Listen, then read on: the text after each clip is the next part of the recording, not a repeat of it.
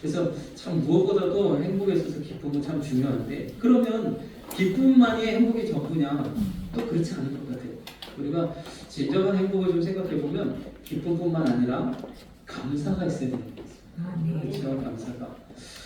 감사라는 게 참 놀라운 능력이 있다 그래요. 우리 마음에 여러 가지 감정적인 어려움이 있고요, 또 슬픔이 있고, 또는 막 벅차오르는 그런 악한 감정, 욱하는 감정, 화가 나고 이런 일이 있을 때 이 감정을 추스리지 못해서 실수해서 행복한 가정이 파탄나고 행복한 내 삶이 망가지고 하는 일들이 얼마나 많습니까?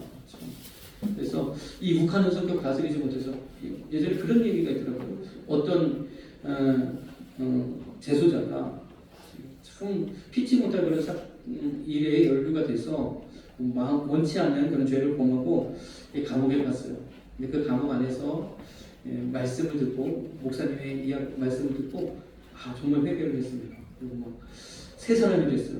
그래서 그 목사님이 그 죄수였던 그 형제분을 너무 예쁘고 그렇게 잘 말씀을 따라와주고 교회를 다니고 그렇게 하니까 예뻐가지고 막 많은 사람들에게 소개하고, 그래서 더 나아가서 이제 주선까지 해주셨어요. 결혼할 수 있도록. 그래서 목사님의 소개를 받고 결혼해서 행복한 가정을 꾸려가지고 한 7살 되면 딸도 이렇게 낳고 정말 행복한 가정을 했는데, 어느 날 그래도 아무리 행복해도 또 부부싸움을 하긴 하잖아요. 그런데 어느 날 하지 말아야 할 말을 한 거예요. 우리 아내분이 부부싸움을 하다가 막 화가 나서 하니까, 그러니까 감옥에나 갔지, 이런 말을 한 거예요. 갑자기 거기서 그간 숨어있던 그 화가 막 치밀어 오르면서 옆에 있던 그 물건을 집어 던졌는데 그것이 잘못 맞아가지고 아내가 그냥 그 자리에서 사망하고 다시 감옥에 가는. 그래서 참 이런 감정들, 혹하는 감정들, 우리에게 있어서 참 행복을 빼앗아가는 그런 부분들이잖아요. 그런데 이러한 감정적인 요동을 가라앉힐 수 있는 가장 좋은 방법이 감사하는 거랍니다. 이거는 여러 가지 실험적으로 또 학문적으로 증명이 된 거라고요. 감사할 때. 그래서 내가 정말 살아가 있을 때 감사한 것 하나 정도는 잘 기억해두고, 부모님에 대한 감사라든지 좀 좋은 스승님에 대한 감사라든지 내 삶에 있어서 정말 생각 의미인 것 같은 그런 감사할 수 있는 대상이 있다면 정말 행복한 사람이에요. 왜냐하면 그런 감정적 요동이 있을 때 그 순간을 떠올리고 감사할 수 있는, 이렇게 눈물이 흐르르 흘릴 수 있는 그런 감사가 나온다면 감정이 사라집니다. 그래서 행복에 있어서는 기쁨이 충만하고 그렇게 기뻐야 되는 것도 좋지만, 그것도 중요하지만 또 감사할 수 있을 때, 오늘 우리가 특별히 추수감사 주일이거든요. 그래서 다시 여러분들의 삶 속에도 감사가 또 회복되는 그런 시간 되기를 소망합니다. 네. 그래서 제가 챗GPT한테 이 점 사진을 하나 좀 보여주시면, 야, 행복 이꼴 기쁨 플러스 감사, 요것 좀 하나 만들어줘. 이미지 배경에 행복 가득한 배경을 담아서 요것 좀 하나 만들어줘 그랬더니 죽어라고 감자라고 만드네요. 그래서 제가 재밌어서 이거 가져와 봤습니다. 계속 감자라고 해서 계속 여러 번 이거 아니야 고쳤어 또 다시 해줘 그래도 또 감자라고 또, 왜냐하면 감사라는 말을 한국어로 감사라고 써서 영어로 전달되다 보니까 자꾸 감자라고 하더라고요. 그래서 안 되겠다. 그러면 아예 행복 그거 문구 지우고 배경만 만들어서, 그래가지고 제가 새로 만든 배경에다가 제가 글씨를 넣었습니다. 행복은요 기쁨과 감사가 있어요.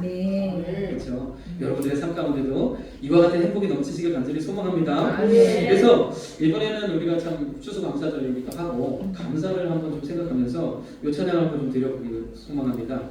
자, 아시는 분도 아실 거예요. 우리 잘 아시는 찬양이지만 일반인들도 다 아는 노래가 하나 있죠. 뭐냐면 당신은 사랑받기 위해 태어나서. 저가 여러분들은 사랑받기 위해 태어나신 분들인 적 있습니다. 사랑받기 위해. 근데 그 곡의 답가도 알려져 있죠. 그 감사한 마음을 담아서 감사의 찬양을 또 올려드렸는데 이 찬양 한번 우리 한번 드려보겠습니다. 감사해요.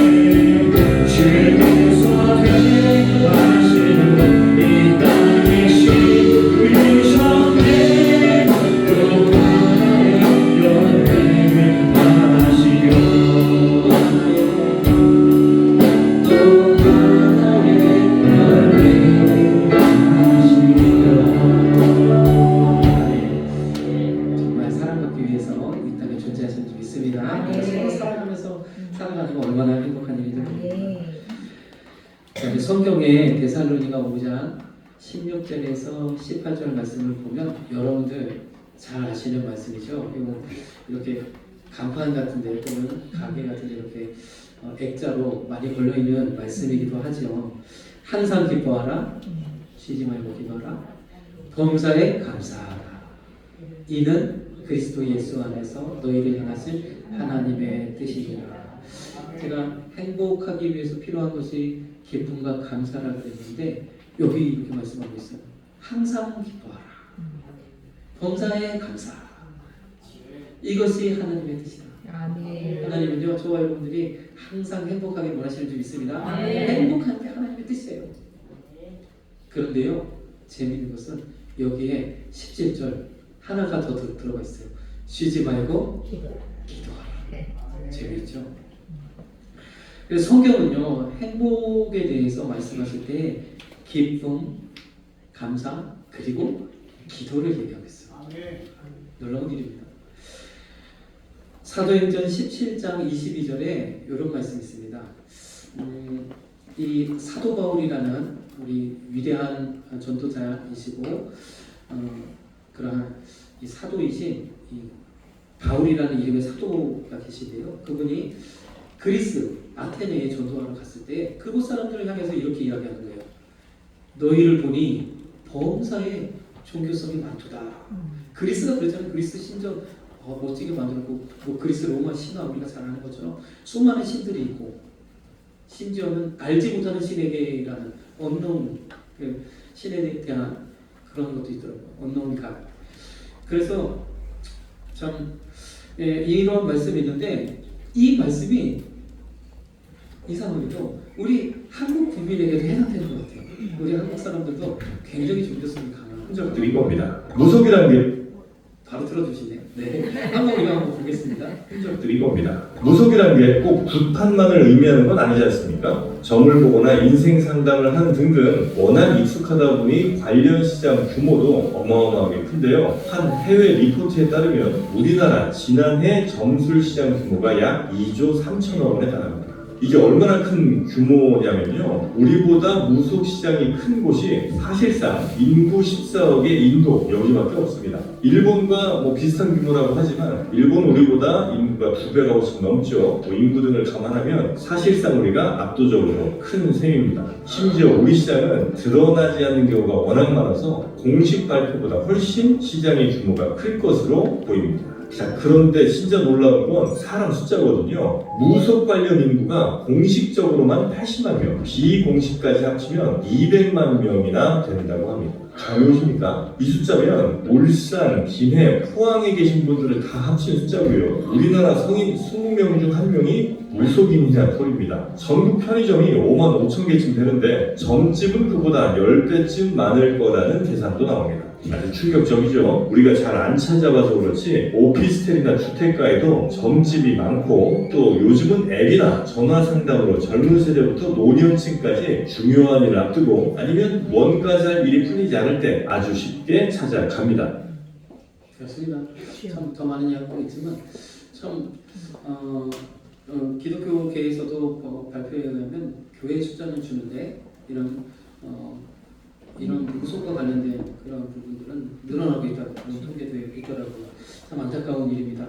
그런데 우리가 흔히 보통 이게 왜 늘어나게 되느냐? 요즘 뭐 이런 우리 손에 있는 스마트폰이나 이런 문명의 기술들을 통해서 재미로 한번 해보자 하는 것들, 재미로 한번 해보자, 재미로 한번 운세 한번 보고 이렇게 시작해서 점점 그러다가 어려운 일을 만나거나 그러다가 시험 볼 일이 있거나 이제 뭐 입사 시험이나 뭐 취업 같은 거 그런 시험이 있거나 또는 중요한 중대사가 있거나 그러면 어떻게 되는 거예요? 무속인 찾아가게 되는 그런 일들이 발생하게 되는 거죠. 그런데 참 우리 한국 사람들이 참 이렇게 이 무속에 참 열심인 것은 우리 민족 가운데 이렇게 있는 그런 어떤 종교성 그런 것과 관련이 있는 것 같아요. 왜 그러냐면 왜 그러겠습니까? 다 행복하기 위해서, 잘 살기 위해서, 잘 되기 위해서 무엇을 어떻게 하냐 모르니까 미래가 불투명하니까 미래를 알지 못하니까 좀 알고 싶은 그래서 대비하거나 또는 더 나은 선택을 하고 싶은 그런 마음들이 있겠죠.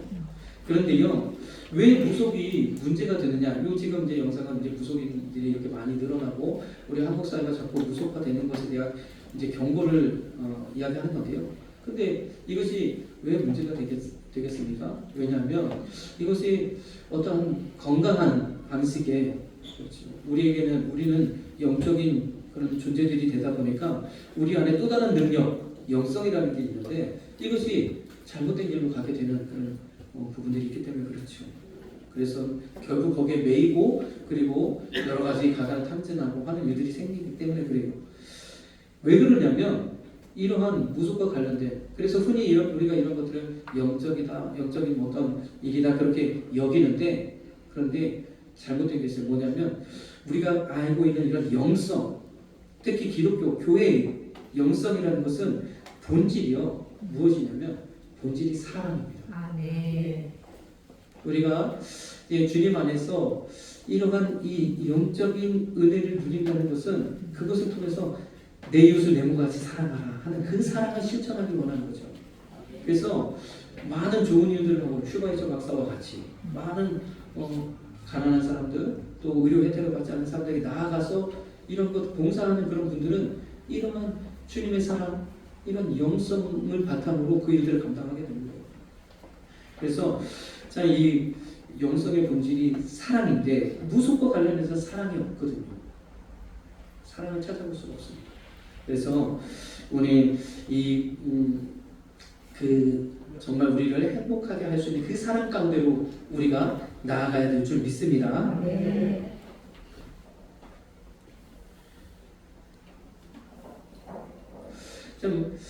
그래서 참 우리나라가 이렇게 좀 그런 부분도 많은데 또 최근에는 K-팝이 굉장히 전 세계적으로 인기를 끌고 있잖아요. 그래서 저는 이게 왜 그럴까 그런 생각을 해도 많은 이유들이 있겠지만 제 나름대로의 생각은 그런 생각했어요.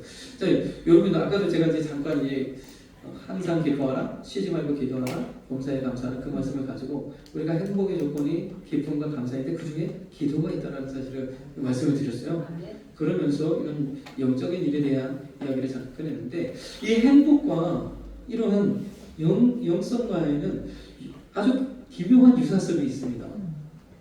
그래서 우리가 이 행복을 누리기 위해서는 우리 안에 내 영이 바로 되어지는 이런 부분들이 있는데 좀 최근에 이제 케이팝이 이렇게 잘 되는 걸 보면 왜 잘 될까? 왜 세계인들이 전혀 우리와 문화와 언어와 모든 것들이 다른 그 사람들이 우리의 노래를 그렇게 열광할까? 이렇게 생각해 보니까 한 가지 제게 드는 마음은 뭐냐면 그 가요들이 그 이제 대중가요가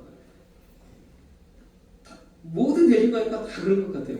유난히 우리나라 노래는 그렇게 사랑을 노래합니다.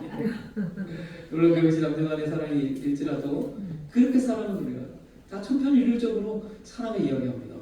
근데 그것이 어떠한 면에서는 어떤 그러한 사람들의 마음을 움직이는 큰 힘이 있지 않는가 그런 생각을 해보는 거예요.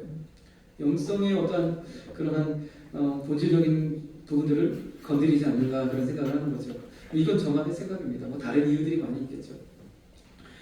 그래서 참 재미있는 게 뭐냐면 이 대중가요에 당신은 이거 다 주립으로 바꾸면 그대로 찬양이 되어져요. 놀라운 일이죠. 그 한 가지 예를 좀 제가 보여드리겠습니다. 감사합니다. 목사님 한 가지만 더 부탁드릴게요. 네. 개인기가 통해서 개인기? 원래 좀 부품만 하려 했는데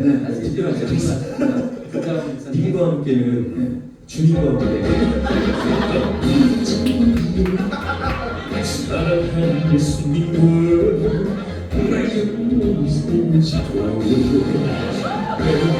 어쩌면 마주친 주님의 말씀 나의 삶을 뒤바꿔버렸네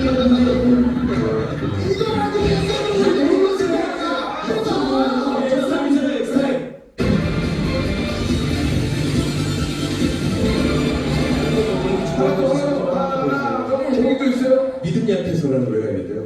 마음 약해서? 믿음이 약해서 아침으로 불래 내 옆에 앉은 김지 입사 짜라짜짜짜 천국에 가서 아침을 만나면 밥 먹으라고 말을 할 테인가 네, 그렇습니다. 거기서 거기는 걸건다니까 다 보여드릴 수도 없고 그렇습니다. 사랑을 노래하는데 대상만 바꾸니까 그대로 찬양이 되어지죠. 그래서 이 사랑과 행복에는 참 이 미묘한 그런 이 공통점이 있습니다. 근데 우리가 행복의 조건이라고 하면 많은 분들이 이제 돈을 떠올리잖아요. 돈이 있어야 행복하지. 맞아요. 어느 정도 조건이 됩니다. 돈이 너무 없어도 여러 가지로 행복할 수 없는 그런 부분들이 있죠. 그래서 자, 근데 성경은 뭐라고 하느냐? 돈 자체가 문제가 아니라 자, 돈을 뭐 하면? 사랑하며. 이게 문제예요. 어느 순간부터 너무 돈에 집착하기 시작하고 안 보면 보고 싶고 돈을 그렇게 사랑하기 시작하면 거기서부터 문제가 된다는 거예요. 근데요, 이것은요 단순히 돈뿐만 아니라 우리가 이 사랑의 대상이 잘못되어지면 너무 자식을 너무 사랑하면 남편보다 자식을 너무 사랑하면 이것도 가정의 문제가 될 수 있고 그렇습니다. 이 사랑의 대상을 우리가 잘 발견할 때 정말 나를 사랑하시고 그래서 제가 또 한 말씀을 가져왔는데 에베소서 5장 25절이에요. 여러분들 언제 행복합니까? 특히 우리 자매님들은 언제 행복합니까? 남편 사랑받을 때. 그렇죠. 사랑받을 때 행복하잖아요. 그런데 이 성경에는요 남편들이요 그렇게 좀 아내를 잘 사랑하고 보듬어주고 귀하게 여기고 보살피고 그랬으면 좋은데 남편들이 그렇게 사랑을 잘 못하나 봅니다. 남편들아 아내를 좀 사랑해라. 잘 안 되니까. 그렇죠. 사랑받을 때 행복한 겁니다. 그래서 뭐라고 말씀하시냐면 그리스도께서 교회를 사랑하신 같이 주님의 사랑 같이 좀 사랑해라 말씀하십니다. 그래서 참 이 사랑이 참 큰 은혜입니다. 그래서 우리가 행복하기 위해서는 이 사랑을 느껴야 되는데 이 사랑을 우리가 누려야 되는데 하나님 자체가 사랑이시라는 겁니다. 하나님은 사랑이시다. 하나님은 사랑과 그냥 동일하다는 겁니다. 하나님은 사랑 덩어리라는 거예요. 요한복음 4장 8절 아래 있는 말씀도 하나님은 사랑이십니다. God is love. 하나님의 사랑. 그래서 그 하나님의 사랑을 우리가 받으면 어떠한 아무리 힘들어도 우리가 이 행복을 누릴 수 있다는 거예요. 요한복음 4장의 말씀 우리가 한 번 더 보겠습니다. 조금 더 보겠습니다. 9절 말씀 보니까 하나님의 사랑이 우리에게 이렇게 나타낸 바 되었으니 하나님이 자기의 독생자 하나밖에 없는 아들을 세상에 보내심은 저로 말미암아 우리를 살리려 하십니다. 이 사랑이라는 겁니다. 우리 좀 더 보겠습니다. 10절 보니까 사랑은 여기 있으니 우리가 하나님을 사랑하는 것이 아니고 오직 하나님이 우리를 사랑하사 우리 죄를 위하여 화목제로 그 아들을 보내셨습니다. 우리 잘 아시죠? 예수 그리스도가 십자가에 달리신 사건. 저는 어릴 때부터 이제 교회를 다녔으니까 이 십자가 얘기를 많이 들었거든요. 그런데 참 사람이 십자가에 매어 달린다, 십자가에 못이 박힌다, 상상이 안 되는 거예요. 저 그래서 어릴 때 어떻게 생겼냐면 하나님의 아들이시니까 가능하지. 나 인간이라면 못하는데 하나님의 아들이니까 신의 아들이니까 뭐든지 가능할 것 같았어. 그래서 아픔을 좀 덜 느끼셨겠지, 감당할 수 있는 힘이 있었겠지, 그런 생각이 들었어요. 왜냐하면 어린 나이에 제가 생각해봐도 너무 힘들 것 같거든요. 바늘만 찔러도 아픈데. 그런데요, 알고 보니까 하나님께서 그 아들을 우리 가운데 보내셨는데 우리 연약한 우리를 구원하기 위해서 우리랑 똑같이 오셨다는 거예요. 어떤 분 그렇게 말씀하시나, 어떤 목사님은 하나님이요 돼지를 구원하시려면 예수님을 돼지로 보내셨어요. 그런데 우리 사람을 구원하시기 위해서 사람과 똑같은 우리가 성전에 똑같이 보내셨다는 거예요. 그래서 그 사실이 깨달아졌을 때 얼마나 제가 참 얼마나 아프셨을까 하면서 눈물을 흘려 기도했던 게 기억이 납니다. 그런데요, 여기에 하나 더 해서 그 아들을 보내신 아버지의 마음은 어떠셨을까? 우리가 사실 이 마음을 상상하지 못합니다. 자식을 잃어본 아픔이 없이는 참 상상하기 어려운데, 그래서 제가 영화를 하나 좀 가져왔어요. 이 영화를 보시기 앞서서 이 영화는 체코 영화인데 참 감동이 있어요. 이 하나님의 마음을 우리가 느낄 수 있는 감동이 있어서 먼저 보시고 제가 말씀을 좀 드리도록 하겠습니다.咱们这种观点话题，在这节目不是其中보려면 하고 와서 그래도 그렇게 좋을 것 같아요. 보시면 무슨 보시는 모습도 진짜 미국 세대 니까 레베라.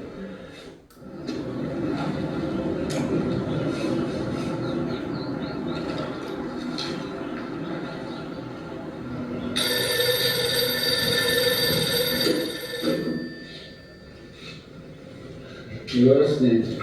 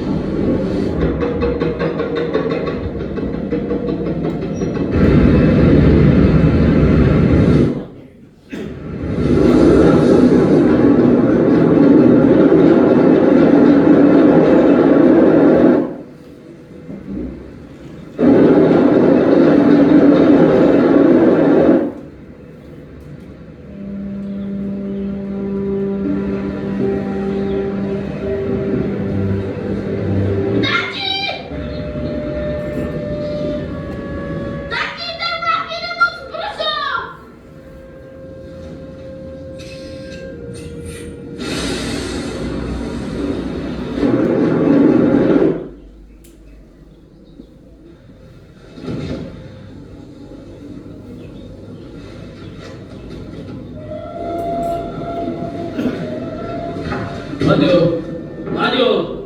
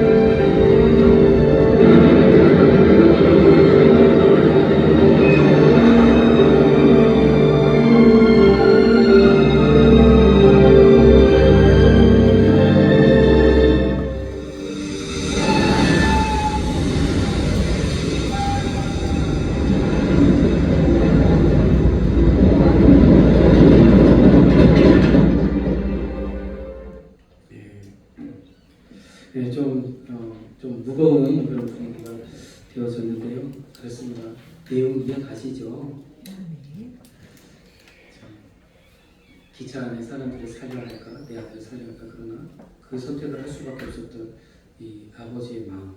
그런데 이 영화는 여기서 끝나지 않아요. 여기서 끝나지 않고 사실 어떻게 되었냐면 그 기차 안에 타고 있는 사람은 무슨 일이 일어나는지 아무도 모르거든요.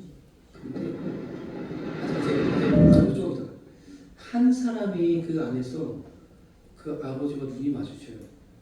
거기서 울부짖게 사람을 발견합니다. 도대체 왜 그러고 있지?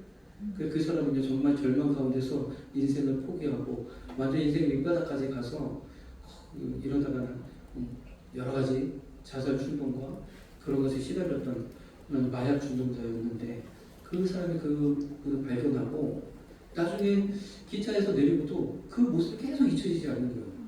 그래서 여러 가지 수소문하고 하다가 발견 그런 일이 있었음이 알려지고요. 그리고 그 기차에 탔던 모든 사람들에게 그런 사실이 하나씩 알려지면서 그 사람들이 다 감동을 받고 그분의 희생으로 내가 살았구나 하는 그 마음 때문에 그 기차에 타고 있던 사람들이 돈을 모아서 이 영화를 제작했다고 합니다. 그렇죠. 참 가슴 아픈 일이지만 이 후반부에 영상도 한번 보도록 하겠습니다.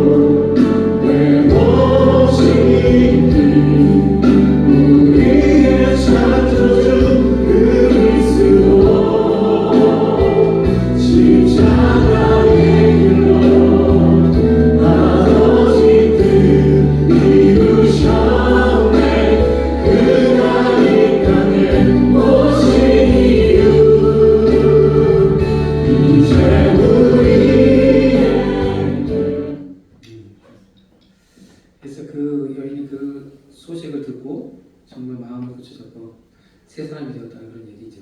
참 그래서요 우리가 행복하기 위해서는 참 이 사랑의 하나님을 만나야 될 줄 믿습니다. 사랑의 하나님을 만나면 행복해진다는 겁니다.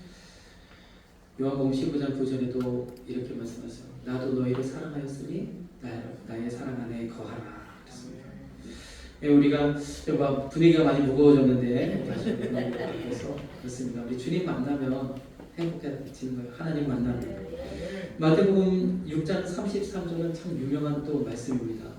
하나님 세상을 이처럼 사랑하사 하는 말씀 못지않게 유명한 말씀인데 너희는 먼저 그의 나라와 그의 의를 하나님을 구하면 그 모든 것이 따라온다.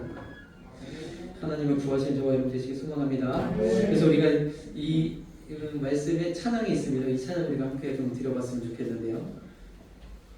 우리 한번 드려보겠습니다. 먼저 그의 나라와 그의 거라 함께 찬양하겠습니다.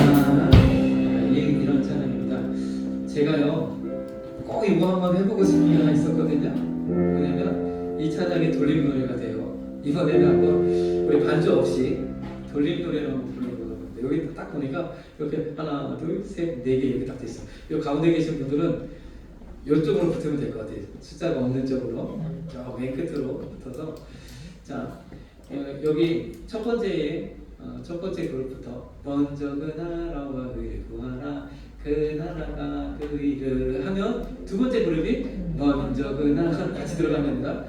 첫 번째 그룹은 그리하면 여기 들어갈 때 두 번째 그룹은 먼저 이거 왜 하느냐? 재미가 한번 해보는 겁니다.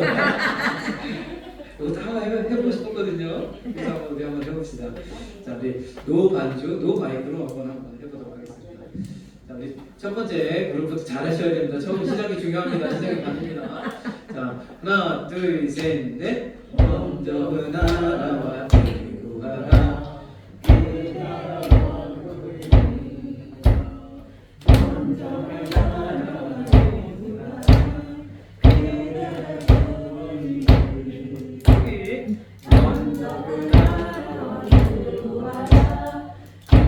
무슨 상관인지 모르니까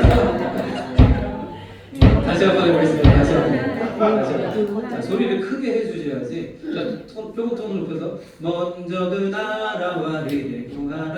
자, 우리 손을 크게 해주셔야지 다른 분들이 또 힘있게 할 수 있습니다. 자, 첫 번째 그룹부터 시작. 먼저 그 나라와 의를 구하라 그 나라와 그 의를 그리하라.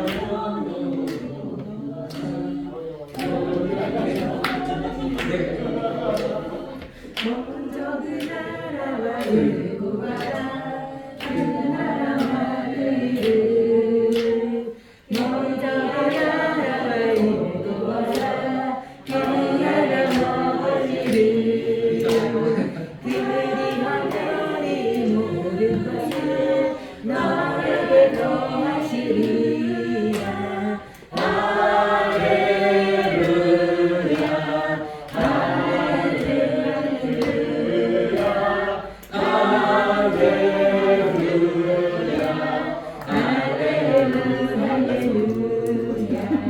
이렇습니다. 자, 이제 하나만 더 한번 해볼까요? 하나만 더. 그래도 재밌잖아요. 하나만 더. 이번에는 오주연 나의 마음이 이 노래를 가지고 한번 돌린 노래를 하겠습니다. 찬양을 잘 모르시는 분도 있으니까 우리 한번 더 불러보겠습니다.